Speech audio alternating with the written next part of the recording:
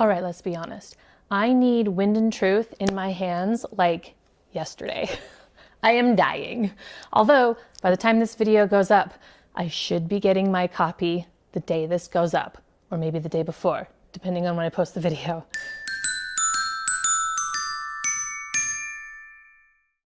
Hello readers, and welcome back to Tell Between Tales. We have a lot of things that I have just combined into this video, so I hope you find something that you enjoy, and hopefully you enjoy all of it. But we are going to be doing the Owlcrate unboxing for the Adult November subscription, and that is because I was able to get onto the list. I only had to wait 2 months on the adult list to get onto the Owlcrate subscription. Now, some other fun news is that my Fairy Loot subscription finally came up, and I was like, oh man, I waited a whole year. I was on the wait list for a year for the Fairy Loot adult subscription, and now I don't think I'm going to sign up for it. They only offer 4 skips in a year, and I'm pretty picky about what I do and I do not want to get. And so if a book has certain tags or certain themes, I might be like, I don't think I'm going to get that book this year. And all of the subscriptions, even the book only subscriptions, once you add in the shipping costs for the books, they are quite pricey. So nobody enjoys paying a lot of money for a book that they don't want. And so because Fairy Loot only offers those 4 skips, and I did look over the 2024 selections. You can check them out in my Ultimate Book Box Guide video. And I think that maybe it's not the best choice for me. But I did get on the wait list for the Fairy Loot Young Adult subscription, so I might check that out. I'll probably be on that wait list for a year, so I figure I have a while to think about it. So we'll see over this next year how Owlcrate is doing for me and how Illumicrate is doing. One thing that I'm interested in, the reason why I'm looking at these is because they do design their books quite a bit differently, and I'm really interested in some of the different ways that they design not just the sleeve, but also the actual hardback cover itself. And it is quite different than the way that Owlcrate does theirs. Also, they're a little bit more elaborate in their page stenciling, whereas Owlcrate does a lot more of just plain edges, like in their copies of Strange the Dreamer. And in my last book unhaul, you can check that out from Owlcrate. They also, a lot of those books are also just plain sprayed edges. I think there's only one book that I got from that whole sale that actually had stenciled designed edges. So anyway, that's enough rambling for now. Let's go ahead and open up the November adult box. And I did already cut plastic for you. So this one, I have to admit I peeked. This one is actually gorgeous. This is one of my favorites that I've gotten from them as far as design goes. And it is the Courting of Bristol Keats. And I will throw up the original mass market version so you can see the difference between the two. But I think this is just gorgeous. The way that they have redesigned this cover, and it's got the nice glossy finish on all of these flowers, and their edging on this one is just spot on. This is really, really nice because, like we were just mentioning, Owlcrate tends not to have as many designed edges and just do regular sprayed edges as some of the others. And I think that this is just a really, really great touch. This one also has a ribbon, which is interesting. I'm wondering if their adult books come with ribbons and their YA books maybe don't come with ribbons. Because the YA books that I've been getting, none of them have ribbons, but the adult books that I've bought from them all have ribbons. So that's interesting. Now they do have art on the inside. I love it when they have art on the inside of their cover. Artwork is one of my favorite perks, you know, and kind of the reason why I really enjoy getting these subscriptions is to see all of the beautiful artwork that's inspired from the story. Now, The Courting of Bristol Keats is definitely a romantasy. That is one of my it's kind of a pet peeve of mine. A lot of these book box subscriptions really are focusing on fantasy or romantasy right now in their fantasy subscriptions. Even if they have a separate romantasy subscription, they are really picking books that are romantasy for the fantasy section as well. And I think that's because it is just so popular right now. But I would really like to see them do some more classic fantasy in their subscriptions, but I am interested in this one. So this one is about a girl, obviously Bristol Keats, who has lost both of her parents, and her and her sisters, they're struggling to survive. And then one day she gets this letter from an aunt, and it kind of just throws her whole world upside down. There's things that she previously thought that she found out are not true, and she ends up going off on this adventure into the Fae Kingdom in order to save her father, who is actually might be alive. And she ends up making she ends up getting entangled with the Fae ruler, I believe. Yes. So she makes a bargain with the Fae leader, and he is looking for her father, and she's looking for her father. So then it becomes this game of, you know, who's going to be able to find him. And then within all of that is, of course, this romance that develops. And so I think that this could be very, very interesting. I'm actually kind of looking forward to reading it. So let's see what the Owlcrate quote of the day is. It says, "No more fresh starts, but a chance to water a seed, to let something grow and bloom." And on the back, it says, "Maybe hope was mortal magic." I like that quote. Maybe hope was mortal magic. Because I like stories. Hope is a very, very consistent theme that you get in a lot of stories. This one, there's the inside cover. This artwork cracks me up a little bit. So this is definitely striking me as it's probably going to be enemies to lovers.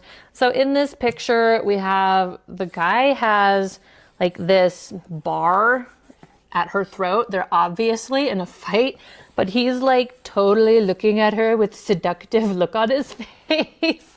Like, that doesn't quite match what's going on in the scene. I don't know that he should be looking at her quite like that yet. And then here is the back. So this book is absolutely gorgeous. I love the dark green. I really enjoy darker colors. And so I like the dark green, the dark blue, the dark red. I like those versus the pastels or the light or pale colors. So I think that this is really pretty. And of course, Fae and green and probably, forest and trees and all that good stuff. So that is our Owlcrate unboxing for November. Now I am not getting anything for December. I was not really interested in either the young adult book or the adult book that Owlcrate is offering. And I wasn't interested in the Illumicrates either. So Owlcrate, for their adult book, they're doing The Teller of Small Fortunes. For the young adult, for Owlcrate, they're doing What the Woods Took by Courtney Gould. And Illumicrate is doing Hemajon Luck. And so all three of these were not ones that I was particularly interested in. Plus, Wind and Truth is coming out. And so we just skipped, I just skipped on all three of those. So the next ones that we're going to be getting are going to be in January. And so we will have some more unboxings for you then. All right, so the next thing we need to cover is the November wrap up. I had a really good reading month. And so I read 5 books, and I'm very excited to share them with you. I am going to be doing dedicated reviews for all of those, and hopefully I can work on getting those up and edited and make sure I get those all up for you. But we got a lot coming out. So I've already filmed some of them, and they just need to be edited. But let's get into it. So first is The Bear and the Nightingale. This one I read with book club this month. And this one, I loved this one. I couldn't help though, but think about The Snow Child. I kept comparing it to The Snow Child, and I have a review of that you can look at. And because they're both Russian fairy tale stories. However, The Bear and the Nightingale is much more Spinning Silver leaning, and you can check out my recent release of Spinning Silver. And The Bear and the Nightingale, yeah, so it reminds me a lot of Spinning Silver in the way that it is inspired by fairy tales, and actually this one is less inspired by a specific fairy tale rather than fairy tale elements and historical elements. So the author, Catherine Arden, she majored in Russian folklore and literature, and she's lived in Moscow, and so she has a lot of experience, and I felt like it really shined in this book. All of the local folklore and how that was woven into the actual history of what happened in Russia and near Moscow, and how she intertwined those two worlds, and how she brought in fairy tale elements of the wicked stepmother, and how she brought in a lot of themes of like sacrifice and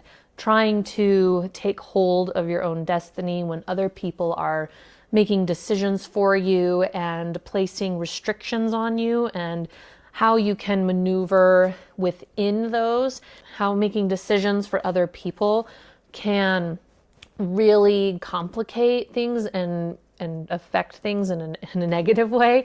That was a really big theme, in that so many people are making decisions for others and forcing things upon them, and then they have these disastrous consequences. And our main character, Vasya, is maneuvering and trying to work within the system of all these things that are happening, and she's trying to figure out how to overcome these challenges and these situations that she's been placed in, or that have sprung up around her.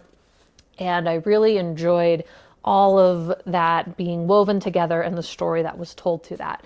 Whereas The Snow Child was, I think, more just a retelling of that fairy tale. And that one, I was like, this story doesn't know what it wants to be.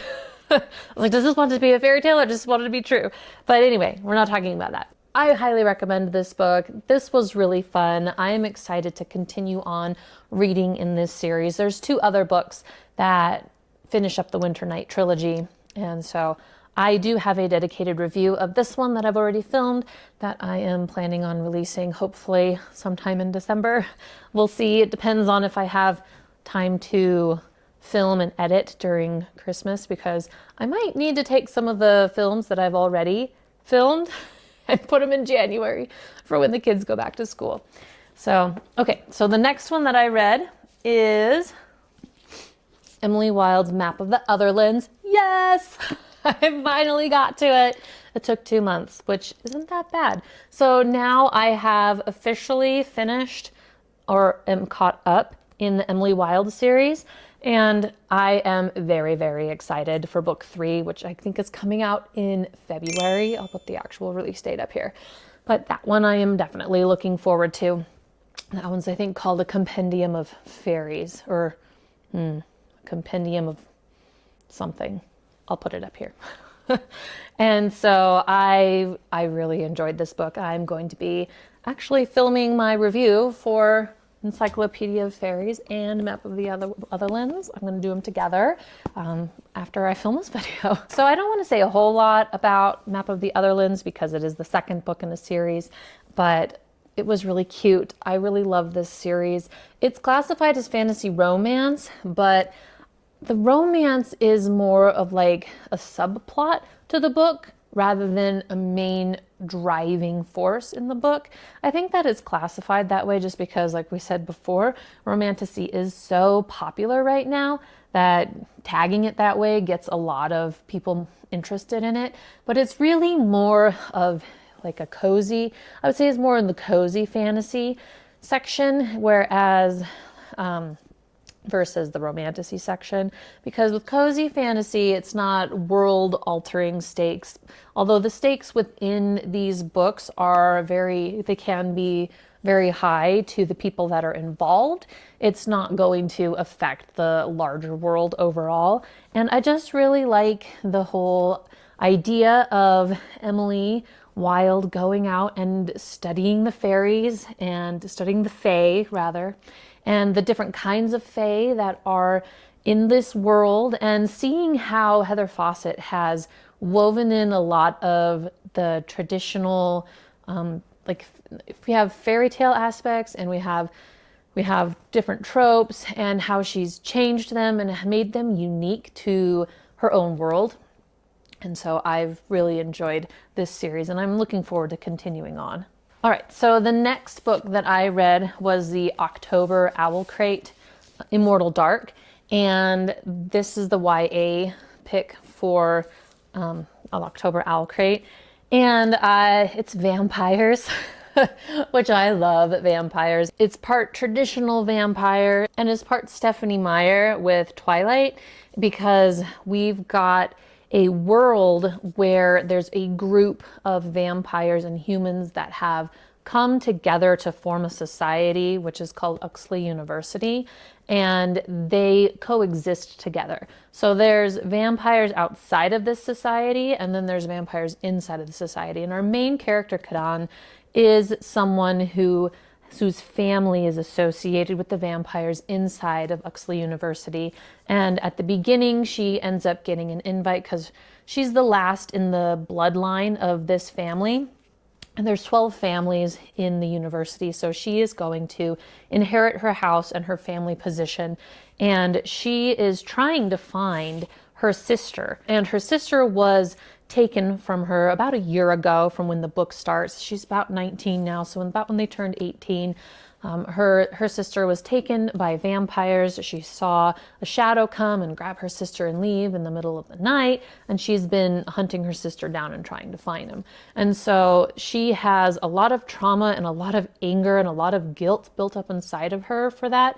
She's definitely a character who, she's got some very serious issues. She has a lot of mental struggles. This book is definitely not for everyone. If you're a vampire lover, I would definitely recommend it. It has very heavy themes of suicide and depression, and our main character, she deals with some very severe self-hatred, and her story as she goes through trying to take her place in this society and hunt down her sister and get revenge. And she's got this whole idea of, I need to destroy evil. And then the experiences that she has and the friends that she makes, and as she is, her world keeps changing as she learns new things about this society. This was a book that I really enjoyed, probably just because I love vampires. And so I enjoyed reading it, and the world elements that she created. It is unique because Tegest is from Ethiopia. There's a lot of inspiration in here from Ethiopian culture. The vampires originate from Ethiopia, and they're all black, which I only really mention because Tegest has mentioned several times that she wrote this for Black women, for them to be felt and for them to be seen, and for them to be able to feel like they can connect with the characters better and see themselves within the characters. And so I really liked the different take on vampires in this one. But like I said, it's probably not going to be for everybody. And then I have two more. One of them, I listened to it on audio, so I'll just put it up here. It's called Theft of Swords by Michael J. Sullivan. And I loved this story. I listened to this one through Libby, and this one is just epic fantasy at its best. I really can't say enough how much I loved this story. We start out with two thieves that are highly skilled, and their names are Hadrian and Royce, and they make up this duo called Ryera, which is why the whole series is called the Ryera Revelations. You know, I listened to it and I still can't say it. Ryera Revelations. And the interesting thing about this one is that Theft of Swords, while it's the first book in a trilogy, it's actually two books in one. It's actually an omnibus. And so I was I was listening to it and I was like, wait a second, I'm halfway through this book and we're hitting the climax and everything's winding down. What's going on? Because it does say book one. And I was like, okay, well, you know, books are split into different parts. I didn't really think anything of it, but they're actually two separate stories that are told. And each one is just so good. The world building that Michael J. Sullivan creates is really interesting and just gives you that epic fantasy scope. There's a lot of politics that are involved. There's a lot of adventure. There's a lot of figuring things out, mystery and intrigue, and there's also magic and dwarves and elves. And I like the spin on elves. Where we are right now, we don't really have any full-blooded elves that we're dealing with, but we do have a lot of half elves, and we get a lot of really good lore. There's a lot of good religious lore of, oh, these are the gods and this is what happened to them and they created these species. So there's a lot of that in there, which makes it really rich and really entertaining and just feel like a really well developed and fleshed out world.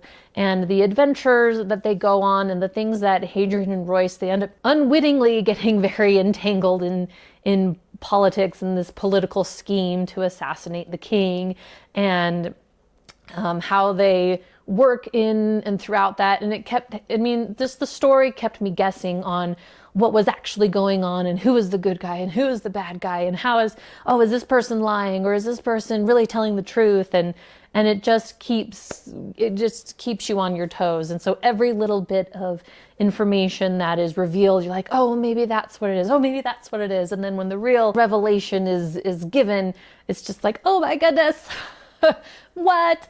And so I loved it. It was fantastic. I am really excited to start Rise of Empire, and I'm hoping to get to that one in December. That'll be my audiobook, and I am so excited because, as probably a lot of you know already, especially if you already have Kindle Unlimited Music, they have, not Kindle Unlimited, Amazon Unlimited Music. They have teamed up their Audible and the primary account holder on Amazon Music Unlimited, which is me, gets to borrow a book from Audible once a month. And so I'm so excited about that. Now, we don't own it. It's just like another library service, which is totally fine with me.